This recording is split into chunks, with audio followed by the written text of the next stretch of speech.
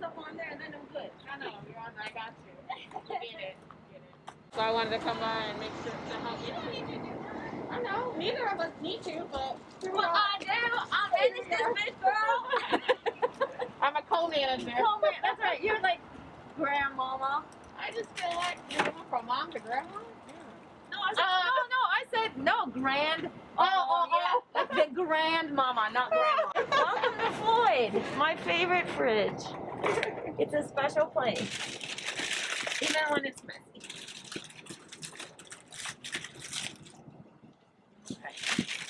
I like to come every morning and just fill up this pantry so we start on a good foot.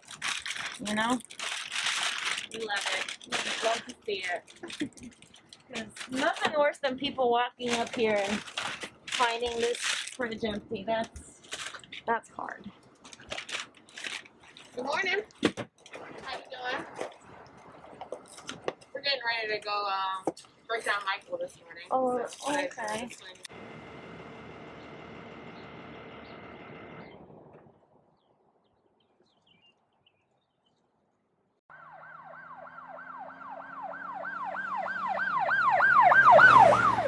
We were having a discussion in our Slack channel. Usually when people join and are fairly new, you know, they start identifying problems or issues that we have seen. And one of the ones that comes up frequently is that people will take too much, whatever that is, right? They'll take a lot out of the fridge at one time, and there's concerns about not having enough for everyone. And, you know, maybe we shouldn't allow certain people or people to take so much so there's not enough for other people. And yeah, I just reminded my team that I guess grace is the bigger thing. We have to remember that people are operating from a place of scarcity. Like, they haven't had for a long time. For some people, maybe it's just been this year and a half because of the pandemic, but for a lot of people, it's been a lifetime. And so, like, oh shit, food, like, let me get everything I can get right now while I can get it. Like, who knows how long this is gonna last? And, you know, who are we to tell them you can't take more than one bag or just 2 per person or whatever? And additionally, like, who are we to come into a community and say that we're here to help them, but tell them how much help they can get? I don't want to do that. The whole idea behind mutual aid and having open access to food is that it's open access. So people can take what they want or what they identify as their need. That's not for us to qualify how much need, you know?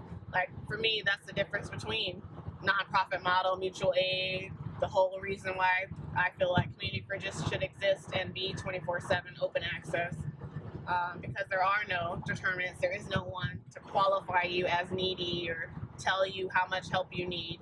You need to self-identify and take what you need, and it's our responsibility to make sure we keep food coming to try to meet all the needs, which obviously sounds like an impossible task, but it isn't, I don't think. If everyone gets involved, all of the community, there's enough if everyone gives a little to make sure we all have what we need. And yeah, so we just have to keep coming through and showing them that we're going to be there for them.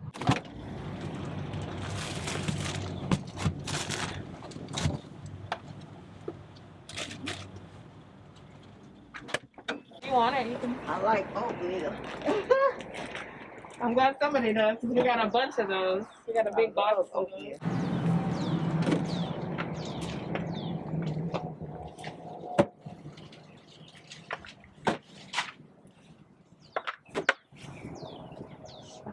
D. Does that say 2010? No.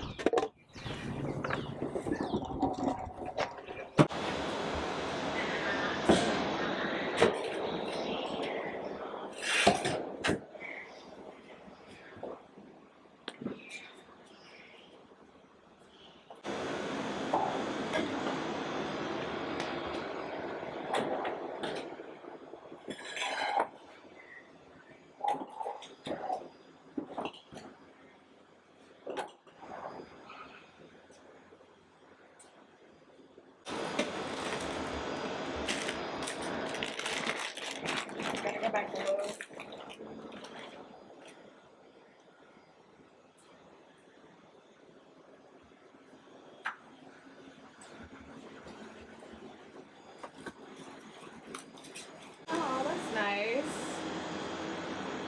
stock the fridge.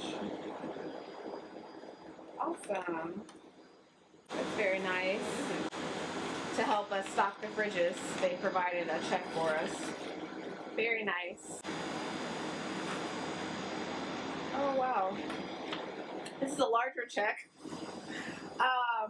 They sent us a very generous contribution. Man, don't you love to get a check in the mail? I got 2 checks today. Yay! This is gonna fill up multiple fridges. Aw. Just when you've been like worrying about running out of money or all the money we spend every damn day to keep the fridges filled, it's nice to have money come in to like at least let you know you can keep it going a little bit longer. You know, especially when you're independent. Like we don't have any grants or government assistance or any of that. It's just hoping we get random checks sent in the mail or cash apps or whatever to help keep it going.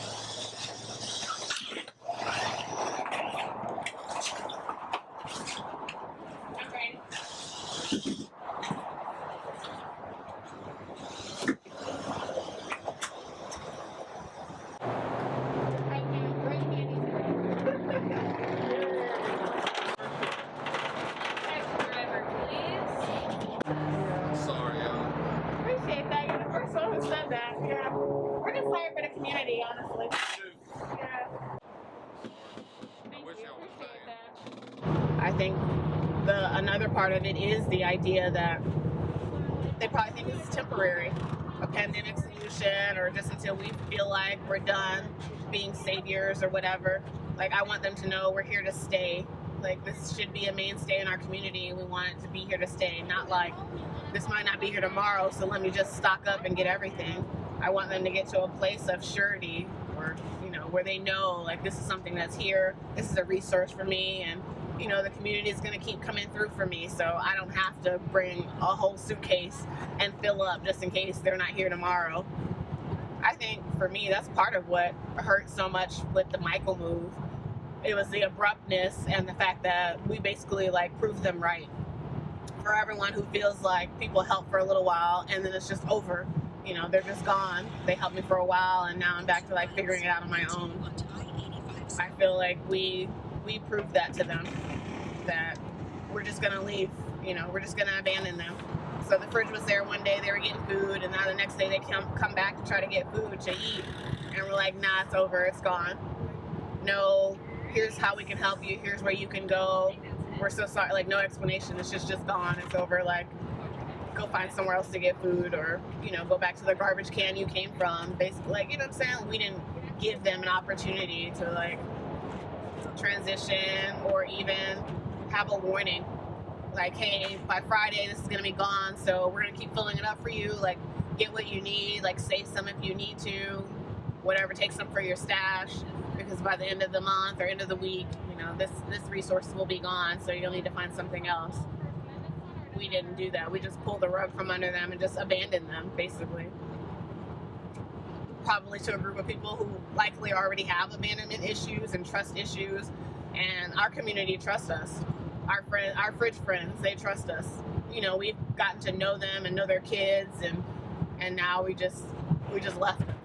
And so for me, that's the part of it that hurts the most, that we just abandoned them, and I hate that.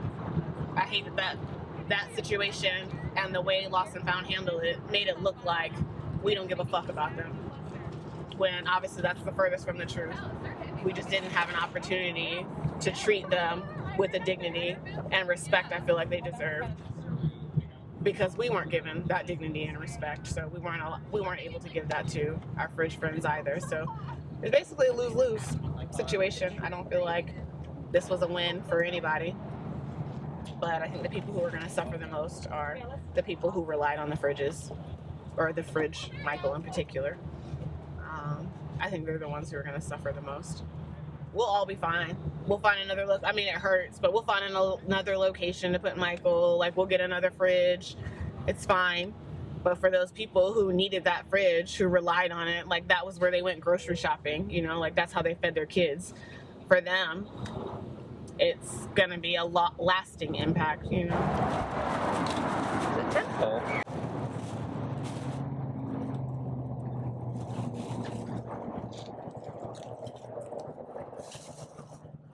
We got it. Oh, give it a loose. Yeah.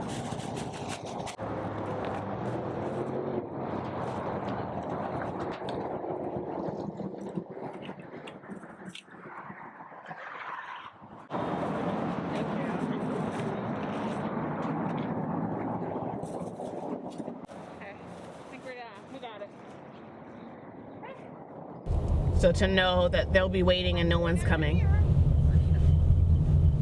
is, yeah, painful to live with. To know, we know those people by names. When we moved the fridge and they were asking, is it over? It's like, yeah, it's over. You know, how you look someone in the face and be like, yeah, you're going back to starving now. Sorry? You know, like, it's tough.